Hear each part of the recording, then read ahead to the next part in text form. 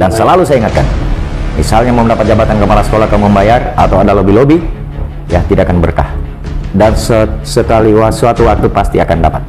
Karena saya pengalaman, saya sampai di level kepala dinas tidak pernah bayar.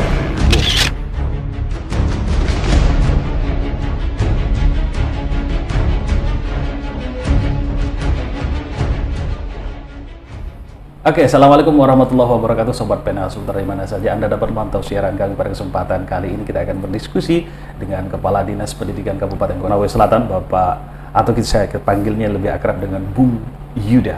Dan beliau ini sudah cukup lama di Dinas Pendidikan Kabupaten Konawe Selatan. Seperti apa visinya, misinya dalam membangun Kabupaten Konawe Selatan di bidang pendidikan. Dan kali ini sudah ada di bersama saya. Apa kabar Pak Yuda? Alhamdulillah sehat. Sehat ya. Sudah vaksin tentunya. Alhamdulillah sudah vaksin ketiga sesuai dengan anjuran pemerintah. Sudah vaksin. Kita akan berbincang sedikit tentang bagaimana pengembangan pendidikan di Kabupaten Konawe Selatan di masa kepemimpinan Bapak Haji Surnudin Dangga ini, di periode suara yang jilid kedua. Dan tentunya ada banyak hal yang sudah dilakukan dan akan dilakukan. Mungkin bisa cerita sedikit tentang setback mungkin dari belakang, baru kemudian pengembangannya di 2022, 2023 dan seterusnya. Seperti apa rencana pembangunan melalui sisi pembangunan pendidikan di Kabupaten Konawe Selatan ini, Pak? Silakan, Pak. Ya, terima kasih. Assalamualaikum warahmatullahi wabarakatuh. Waalaikumsalam warahmatullahi wabarakatuh. Saya di Dinas Pendidikan ya belum terlalu lama, sebenarnya masih baru 2 tahun lebih. Ya, sudah 2 tahun lebih lah saya menjadi Kepala Dinas Pendidikan dan Kebudayaan di Kabupaten Konawe Selatan, sehingga masuk di periode kedua. Beliau, ya kami tetap dipercaya menjadi Kepala Dinas. Perlu diketahui bahwa kami di Dinas Pendidikan mempunyai atau tupoksi membantu Bapak Bupati dalam menyelenggarakan sebagian tugas-tugas umum di bidang pemerintahan, khususnya di sektor pendidikan dan kebudayaan. Sesuai dengan atau berdasarkan dengan RPJMD Kabupaten Konawe Selatan, serta penyelarasan dengan tujuan pemerintah daerah Kabupaten Konawe Selatan, maka tujuan yang ingin kami capai sebenarnya itu meningkatkan kualitas hidup masyarakat, ya sesuai dengan RPJMD. Kemudian meningkatkan tata kelola pemerintahan yang baik secara umum, khususnya di Dinas Pendidikan. Kemudian masih berdasarkan RPJMD bahwa sesuai dengan visi Bupati di pemerintahan yang kedua, bahwa visi pertamanya adalah meningkatkan kualitas pendidikan masyarakat, ya di mana misi yang pertama ya memang masih melanjutkan pembangunan sumber daya manusia, sehingga memang Dinas Pendidikan dan Kebudayaan merasa bertanggung jawab di dalam proses bagaimana meningkatkan kualitas pendidikan masyarakat, khususnya di Kabupaten Konawe Selatan, seperti itu. Selanjutnya kami di Dinas Pendidikan Kabupaten Konawe Selatan dalam rangka mewujudkan visi dan misi Bupati, kami membuat program sesuai dengan kebijakan-kebijakan nasional. Yang pertama, pemerataan dan perluasan akses secara umum, kemudian peningkatan mutu, relevansi dan daya saing, dan yang terakhir penguatan tata kelola. Seperti itu. Itulah yang kami ramu di dalam program-program dan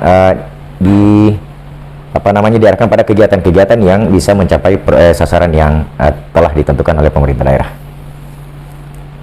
Mutu dan tata kelola ya. Harus dibandingkan. Kita masih mendapatkan beberapa tempat-tempat pendidikan tingkat SD dan sekolah menengah pertama ya khususnya. Kalau sekolah menengah atas kan urusannya provinsi. Provinsi. Nah, ada guru, ada siswa, ada fasilitas, dalam hal ini infrastrukturnya. Nah, bagaimana perkembangan pembangunan dibandingkan dengan yang lalu mungkin ya? Mungkin kalau kita bandingkan ada beberapa bangunan yang membutuhkan perbaikan fasilitas. Alhamdulillah sebenarnya kalau kita di Kabupaten Konawe Selatan, kalau di dalam program pertama perluasan akses, ya sebenarnya kita sudah bersyukur karena setiap tahun anggaran pendidikan khususnya di Kabupaten Konawe Selatan selalu besar, khususnya di DAK. Ya, sesuai dengan Undang-Undang Sisdiknas bahwa memang tanggung jawab pembiayaan pendidikan itu ya harus ada dari pemerintah daerah, kemudian dari masyarakat. Seperti di Konawe Selatan, alhamdulillah ya banyak sekolah-sekolah yang dibantu oleh masyarakat. Maksudnya swadaya begitu? Iya, sebenarnya seperti itu. Artinya pemberdayaan masyarakat di sini di Kabupaten Konawe Selatan agak bagus ya, seperti itu. Karena memang peningkatan manajemen sekolah itu harusnya pelibatan masyarakat seperti ini. Di Kabupaten Konawe Selatan di sebagian sekolah saya lihat sudah agak bagus kerjasamanya. Ya, artinya sampel lah mungkin sekolah mana yang bisa di kalau sampel di Wolasi banyak. Ya, pembangunan misalnya pembangunan gapura. Nah, itu di lainnya ada banyak yang pembangunan gapura itu dibiayai oleh pemerintah dan masyarakat. Ya, pemerintah dan masyarakat desa. Itulah yang kita inginkan memang di dalam peningkatan tata kelola atau peningkatan manajemen pengelolaan sekolah, ya pelibatan masyarakat. Sebesar apa sebenarnya pagu anggaran dari khusus untuk di bidang pendidikan ini untuk Konawe Selatan? Untuk di Kabupaten Konawe Selatan sebenarnya saya tidak bisa menghitung apa kisarannya lah gitu ya. Sampai 20% saya tidak tahu karena hitungannya berapa. Tapi untuk di Kabupaten Konawe Selatan setelah kami masuk, ya selain dana DAK, ya pemerintah daerah juga memberikan pagu anggaran kepada kami. Ya untuk tahun ini sudah bagus ya, karena pembiayaan sebagian bukan hanya dari DAK sekarang. Kalau DAK jumlahnya berapa kalau bisa di kalau DAK kisaran DAK sekarang ya hampir 30 miliar. Hampir 30 miliar ya. Ya agak turun lah. Itu hanya untuk sumber daya manusia saja atau untuk peningkatan akses sarana ya. Ya, sarana pendidikan, sarana gedung, misalnya ruang belajar, laboratorium, seperti itu. Kemudian sarpras yang lain, sarana IT. Maksudnya sarpras itu? Sarana pembelajaran TIK, baik itu di SD, TK maupun di SKB. Sekarang tahun ini, alhamdulillah SKB sudah dapat bantuan sarana TIK. Ya. Pak Kadis, saya masih mendapatkan beberapa keluhan masyarakat yang mengeluh secara langsung pada kami di Pena Sutra bahwa masih kekurangan guru di beberapa wilayah Kecamatan Tinanggia misalnya. Saya sebutkan ada satu desa yang kekurangan guru pegawai negerinya, yang ada rata-rata adalah honorernya, rata-rata begitu. Ketika kemudian lolos menjadi pegawai negeri, justru bukan mereka yang tinggal di situ. Nah, ini menjadi keluhan yang sering terjadi pada guru-guru SD, dan artinya sumber daya manusia untuk memberikan pendidikan kepada anak-anak kita itu masih dalam tanda tanya. Apa yang harus dilakukan oleh pemerintah dalam hal ini? Terima kasih. Sebenarnya berbicara tentang guru di Kabupaten Konawe Selatan, dan ini tidak hanya terjadi di Kabupaten Konawe Selatan, memang ini masalah nasional. Secara umum memang kita masih kekurangan guru. Ya. Bayangkan saja di Kabupaten Konawe Selatan untuk satuan pendidikan SD itu ada 200 untuk SD ya. Ada 312 sekolah negeri dan 4 sekolah swasta, dengan rombongan belajar yang 1994 lebih, dengan jumlah guru yang hanya 2000 lebih, itu masih kurang. Seperti itu. Harusnya berapa ya? Kalau rasio guru dengan siswa kan ada rasionya ya. Sehingga memang kita kalau dihitung dari rasio kita kekurangan guru, Pak. Karena banyak sekali rombongan belajarnya kita. Artinya seperti ini. Kalau rombongan belajar rombelnya di dalam satu kelas siswanya hanya 2, ya dia juga tetap membutuhkan satu guru. Sehingga ada program Pak Bupati dengan Dinas Pendidikan ke depan tahun ini kita ada program merger satuan pendidikan. Satuan pendidikan bagaimana itu, Pak? Penggabungan 1, 2 atau 3 satuan pendidikan yang sejenis ya untuk digabung menjadi satu. Maksudnya itu satu atap atau bukan? Bukan. Kelasnya yang berbeda tapi disatukan begitu. Sekolah yang berbeda. Sekolah yang berbeda? Ya. Sekolah yang tahun ini insya Allah, sekolah yang ada beberapa sekolah yang akan kami merger, itu salah satu untuk menjawab, untuk mengatasi masalah kekurangan guru. Ya misalnya satu sekolah dalam satu desa, ada 2 sekolah yang berdekatan, tetapi yang digabung itu adalah sekolah satuan pendidikan yang jumlah siswanya tidak pernah mencapai 30 orang selama beberapa tahun. Itu syarat. Ya, sehingga tahun ini insya Allah kita memang salah satu program prioritas kita merger sekolah. Merger sekolah. Ya, merger sekolah. Itu dilakukan tahun ini 2022. Ya, tahun ini. Ya. Mengenai dengan kesejahteraan mereka tetap sama begitu atau? Masalah kesejahteraan dulu seperti ini. Sebenarnya di tahun kemarin ada namanya kita di Kabupaten Konawe Selatan, kebijakan Bupati Konawe Selatan mengangkat guru Honda. Iya. Tetapi di tahun ini ada pengangkatan P3K. P3K. Yang dimana informasi yang kami peroleh, dan itu memang ada aturannya bahwa apabila P3K sudah guru-guru P3K sudah lulus, program P3K berhasil, maka otomatis pemerintah daerah tidak boleh mengangkat guru honor. Seperti itu. Ya. Nah, di sini kan ada guru honorer, ada guru tidak tetap GTT. Ya. Pemberdayaannya ini adakah pemerintah hadir di dalam masalah ini? Ya, yang seperti yang saya sampaikan tadi, bahwa kemarin memang kita ada anggaran untuk dinas pendidikan, dinas pendidikan, tetapi untuk yang sekarang guru honorer sekolah GTT itu kan pos pembiayaannya ada di dana BOS. Ada di dalam juknis dana BOS itu ada dianggarkan untuk gaji atau honor GTT. Sebenarnya itu, dan itu tidak dibatasi tidak dibatasi, artinya 50% dari anggaran dana BOS bisa digunakan untuk membayar guru honor atau belanja pegawai sebenarnya. Artinya di sini tergantung sekolah berapa sekolah menghargai gurunya. Seperti itu. Hanya kalau kita mau berhitung, ya harapan kami sebenarnya satuan pendidikan bisa membayar sesuai dengan upah sebenarnya? Upah minimal. Ya, seperti kalau bisa kan. Ya, tetapi ada juga sekarang yang menjadi kendala juga bahwa pembiayaan pendidikan di tingkat satuan pendidikan itu banyak. Seperti itu, sehingga seperti yang Bapak katakan tadi bahwa ada keluhan-keluhan seperti itu. Ya, keluhan-keluhan seperti itu. Nah, ini masih dalam rangka menjawab masalah itu. Apakah tidak ada rencana ke depan mungkin di APBD 2023 untuk memberikan perhatian kepada mereka? Kita lihat dulu kebijakan-kebijakan selanjutnya. Ya, apakah memungkinkan untuk sumber pembiayaan guru honor itu masih bisa kita gunakan dari APBD. Ya, kita tidak boleh salah dan tidak mau salah sebenarnya seperti ini. Karena konsekuensinya adalah ya nanti kalau ada misalnya audit dan kita salah, ya berarti pemerintah daerah yang salah dalam hal penganggaran. Seperti itu yang kami jaga. Oke, sebelum kita jauh lebih melangkah ke depan soal infrastruktur pembangunan pendidikan, kita di Konawe Selatan tentu terdampak dengan COVID-19 ini. Nah, pasca COVID-19 ini berapa persen jumlah tenaga didik dengan yang dididik yang hari ini sudah bisa bertatap muka, dan bagaimana kemudian menyelesaikan sampai 100% persoalan COVID ini? Ada vaksin yang belum tuntas. Nah, kemudian tidak salah juga kemudian masyarakat memprotes. Anak saya belum di COVID, baru kemudian dilarang masuk, dilarang belajar, bertatap muka segala macam. Silakan Pak. Terima kasih. Sebenarnya seperti ini, sesuai dengan SKB 4 Menteri, SKB 4 Menteri yang terbit tanggal 20 April tahun 2022, kita sebenarnya di Kabupaten Konawe Selatan itu sudah bisa belajar tatap muka 100%. Oh, sudah bisa? Sudah bisa. Tetapi dengan catatan bahwa tenaga pendidik itu sudah vaksin ketiga sebanyak 80%.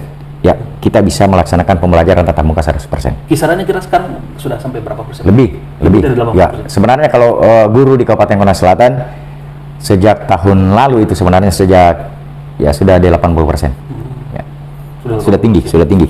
Memang aturan baru SKB 4 Menteri tentang panduan penyelenggaraan pembelajaran di masa pandemi COVID-19, kita kan sudah berada di level 1 dan sebenarnya bukan hanya di level 1, semua PPKM level 1, 2, dan 3 dengan vaksin PTK maksudnya? PTK ya, pendidik dan tenaga kependidikan, di atas 80% itu sudah bisa melaksanakan pembelajaran tatap muka 100% dengan tetap memperhatikan protokol kesehatan yang ketat. Konawe Selatan sudah memenuhi? Sudah memenuhi. Alhamdulillah. Oke. Kita kembali ke soal infrastruktur kita. Ya. Dan kali ini kita berbicara RKB, Ya. sarana prasarana ya. Ya. Alokasi khusus untuk di 2022 ya, kita bayangannya seperti apa? Ini berbicara bayangan sebenarnya, tapi prioritas itu berada di sebelah bagian mana? Karena Konawe Selatan ini sangat luas, 25 kecamatan. Ini gimana membaginya ini?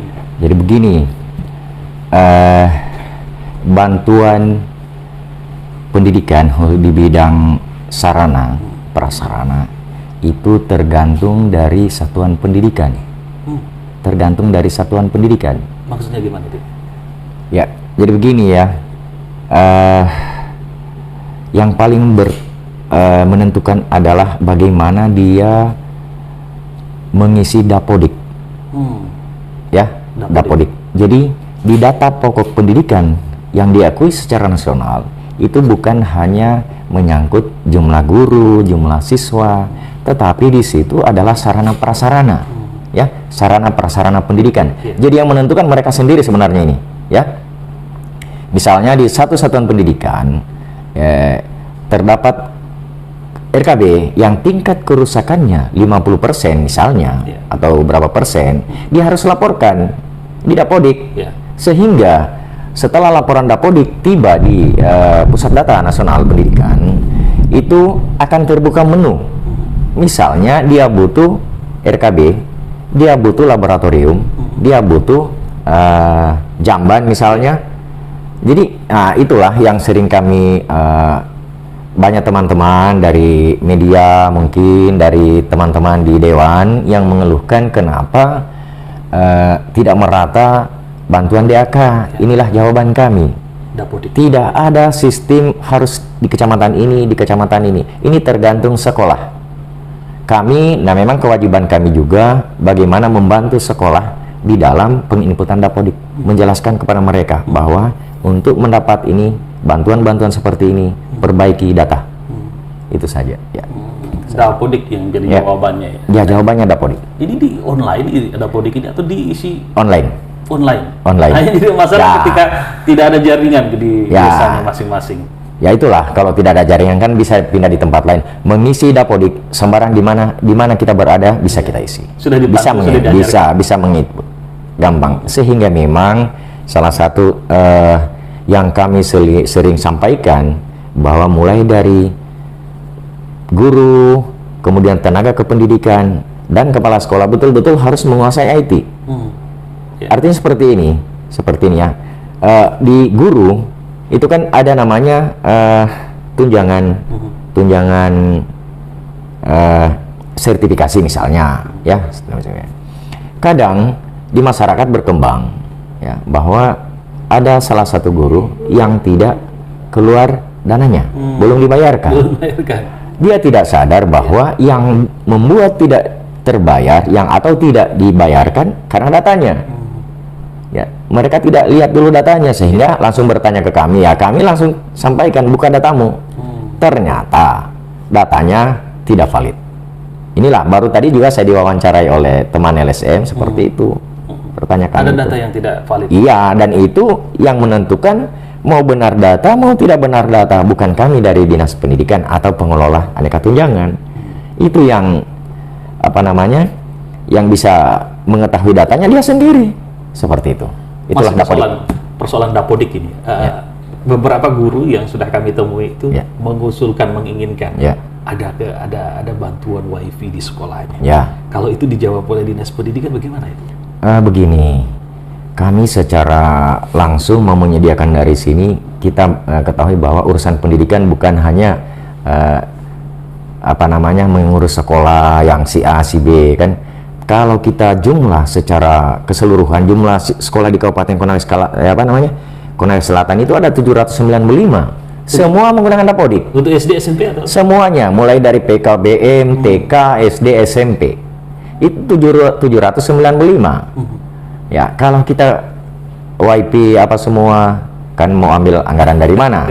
Sehingga memang ada kebijakan di dana BOS. Itu bisa digunakan untuk WIP bisa.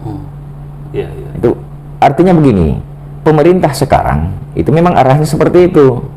Digitalisasi di program Merdeka Belajar itu ada namanya digitalisasi sekolah. Itulah dana BOS ya sekarang digunakan untuk itu. WiFi beli, kemudian laptop apa semua beli. Dan memang itu wajib sebenarnya beli. Wajib dimiliki. Iya sebenarnya. Iya. Oke, infrastruktur. Masih ada beberapa infrastruktur kejadian beberapa minggu yang lalu. Iya. Terjadi bencana, kemudian sekolahnya roboh. Itu masuk di mana kira-kira kalau kemudian rusak sekolahnya itu? Saya dapat share dari WhatsApp yang terbaru bahwa sekolahnya hancur di wilayah Konawe Selatan dan SMP 1 ya. SMP 1 itu dan Ya. itu masuk Dapodik. Ya masuk. Dapodik. Iya harus. Artinya Tidak seketika dia kemudian bencana. Oh ini masuk. Nggak bisa, nggak bisa. Artinya batas penarikan data Dapodik itu ada. Misalnya untuk sarana prasarana, untuk bantuan pendidikan fisik, itu ada batasnya. Misalnya Maret, cut off data. Di situ di-cut batasnya. Untuk mendapatkan bantuan, batas penginputan Dapodik di Maret. Itulah yang akan mendapat bantuan di tahun berikutnya. Nah, saya kemarin juga sudah melihat itu. Memang agak parah, insya Allah saya Pak Bupati setelah datang, ya saya akan sampaikan koordinasi dengan Pak Bupati. Memang ada sebenarnya bencana sebenarnya ini ya, bencana. Dan dia dikena hanya 1 RKB. Ya, 1 RKB kemarin saya sudah lihat. Iya, alhamdulillah untuk SMP 1 dengan mudah-mudahan bisa terakomodir. Dan ini salah satu sampel dan sekolah-sekolah terpencil yang lainnya yang menjadi pemikiran Kabupaten Konawe Selatan dalam hal di Dinas Pendidikan. Apakah kemudian pemerataan atau Dapodik? Nah, pastinya Dapodik itu selalu jadi masalah. Kembali ke kesejahteraan pasti juga ke Dapodik kan seperti itu. Semua. Nah, sekarang kita berbicara kalau begitu kita bicara soal pengembangan kualitas pendidik kita. Ada nggak semacam, oh ini disekolahkan, oh ini ada biayanya. Jadi begini, salah satu tujuan pemerintah tunjangan guru, sertifikasi guru, itu adalah peningkatan kesejahteraan guru. Ya salah satunya. Ya artinya sertifikasi itu, dana sertifikasi guru itu digunakan untuk peningkatan kualitas guru itu sendiri. Itu sertifikasi guru itu tujuannya itu. Ya, sekarang belajarnya tidak harus belajar secara tatap muka sebenarnya. Perkembangan digital sekarang dia bisa belajar sendiri sebenarnya. Misalnya di dalam pengembangan metode pembelajaran, dia bisa belajar sendiri. Ya, itulah tujuannya sebenarnya tunjangan guru itu. Tunjangan guru. Maka salah itu kalau ada tunjangan guru, ya misalnya untuk biaya ini sebenarnya salah. Ya, untuk peningkatan kualitas guru itu sendiri sebenarnya. Itulah sertifikasi. Iya, itu sebenarnya tujuannya. Ya, kalau untuk bayar ini kan salah itu sebenarnya. Sehingga sangat tidak benar kalau masih ada guru yang tidak mempunyai laptop misalnya. Ya, karena bagi guru itu laptop itu penting sebenarnya. Dia harus beli dari dana tunjangan sertifikasi sebenarnya. Bukan lagi pemerintah daerah membelikan dia. Sekarang zaman digital, Pak. Dia belajar sendiri. Dan sekarang itu hampir setiap minggu itu ada Zoom meeting dari pemerintah Kemdikbud. Ya kalau mereka tidak ikut kan bagaimana? Sertifikasi ini tugasnya pemerintah daerah atau provinsi atau pusat? Pusat. Bagaimana mengakomodir dari daerah untuk mendorong semua guru-guru untuk mengikuti sertifikasi? Kan ada syaratnya juga sebenarnya, banyak syarat. Dia harus uji kompetensi, tesnya online. Jadi begini, sertifikasi guru itu adalah program nasional yang untuk masuk sertifikasi ditentukan oleh guru itu sendiri. Guru bagaimana mau menjadi guru profesional? Kalau yang buka laptop saya tidak tahu. Karena dia dites, Pak. Dia dites secara online. Habis itu ada tahapan tambahan, tahapan-tahapan. Pada akhirnya terakhir pelaksanaan PPG, pendidikan dan pelatihan guru secara nasional. Nah itu, kalau lolos, ya dapat penghargaan sebagai guru yang profesional. Sebagai closing statement, apa bedanya pendidikan yang dulu belum Bapak kelola dan saat ini Bapak kelola, mau menuju kemana Konawe Selatan di dunia pendidikan ini? Mau Bapak bawa kemana? Lebih seperti apa, Pak? Artinya Kalau membandingkan dari yang kemarin dengan yang artinya saya tidak bisa membandingkan ya, tetapi pada intinya bahwa salah satu tujuan kami di Dinas Pendidikan, khususnya saya, memang bagaimana harapan pemerintah daerah Kabupaten Konawe Selatan, khususnya di bidang pendidikan, bagaimana masyarakat Konawe Selatan bisa cerdas. Ya, tujuan kami kami berbuat semaksimal mungkin membina satuan pendidikan ya, agar dapat berbuat lebih baik lagi, bekerja lebih inovatif ya, karena memang harapan saya kepala sekolah harus inovatif. Itulah, kalau manajemen yang mereka lakukan tidak benar, tidak baik ya, pasti tujuan yang diharapkan masyarakat Konawe Selatan cerdas, yang berakhlak, itu tidak akan tercapai. Dan alhamdulillah bulan kemarin melalui bidang pembinaan pendidikan dasar, kami telah melakukan kegiatan-kegiatan sosialisasi bagaimana peningkatan tata kelola sekolah. Ya, bagaimana peningkatan tata kelola sekolah di tingkat satuan pendidikan SD dan SMP ya, dengan melibatkan masyarakat, dengan melibatkan guru, tenaga laboran, dan kepala sekolah. Itulah tujuan kami. Kami berharap agar Konawe Selatan bisa setara dengan kabupaten lain yang lebih dulu mencapai titik yang bagus. Artinya Konawe Selatan tidak terbelakang juga, Pak. Artinya saya melihat antusias teman-teman dari kepala sekolah, kemudian juga dari pemerintah, memang sangat memperhatikan pendidikan. Terbukti bahwa di visi misi Bupati dan Wakil Bupati, beliau menempatkan misi pertama melanjutkan pembangunan sumber daya manusia. Termasuk ada yang juga beasiswa kalau tidak salah untuk para mahasiswa S1 ya, dan S2. Ya, kalau beasiswa sebenarnya tidak berada di kami, cuma kami hanya membantu bagaimana membuat juknis, bagaimana membuat aturan-aturannya, apa dasar-dasar hukumnya.